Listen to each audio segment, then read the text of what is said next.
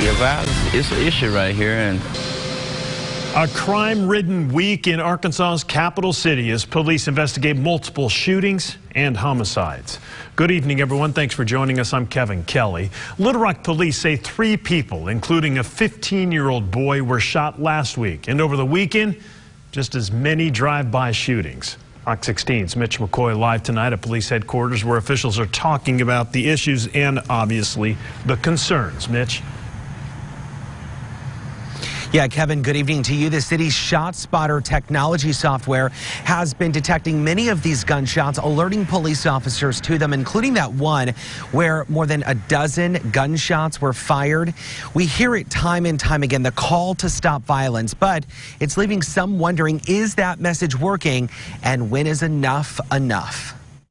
I've been here all my life. Wendell Moulton has always called Little Rock home. Whether I'm in the streets or not, I keep up with what they're doing. He's tired of crime scene after crime scene drawing center aim on neighborhoods. Every single day there's something going on around here. Since last Sunday, 4 people, including a 14-year-old, have been murdered. 3 people, including a 15-year-old, have been shot. And 3 homes, 2 of which had children inside, have been riddled by gunfire. It's been a difficult time for us as a police department. LRPD officer Eric Barnes says detectives are working tirelessly to solve the cases. He credits the city's ShotSpotter technology, which allows officers to respond to gunshots almost immediately. We're led by intelligence and driven by the numbers, and you know, if the numbers and data shows a certain area we need to focus in, or a certain person. Wendell believes people need to take more pride of their neighborhoods. The better parts of the neighborhood are older folks have been in their home, 30, 40 years. He says with more homeowners, crime will go down, forcing games being played on the streets to end. It's Russian roulette around here. it's Russian roulette around here. It's a dodgeball game.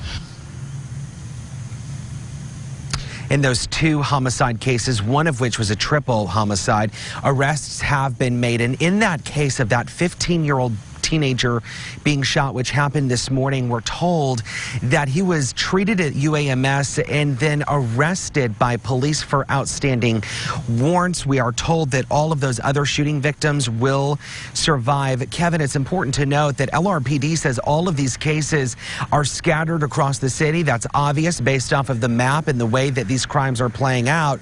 But the big thing they're telling me is that it doesn't appear any of these cases are connected. We're at police headquarters. Mitch McCoy, Fox 16 News. Hey, Mitch, let's talk a little bit more about this ShotSpotter technology. I know more than 90 U.S. cities have it. Little Rock went online, if you will, back in December, so it's still relatively new. But is there talk about expanding it within the city, or are we already pretty well covered?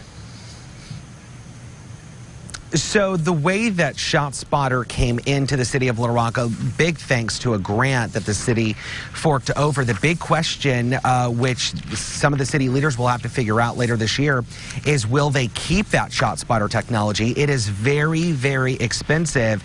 And from what we understand, that ShotSpotter technology is only in certain parts of the area, certain parts of the city, ultimately in areas that are referred to as hot zone or hot spot areas for police, where crime continues to occur, and that's where the ShotSpotter technology is primarily focused in. Very interesting. All right, Mitch, keep us covered like you always do. Appreciate it.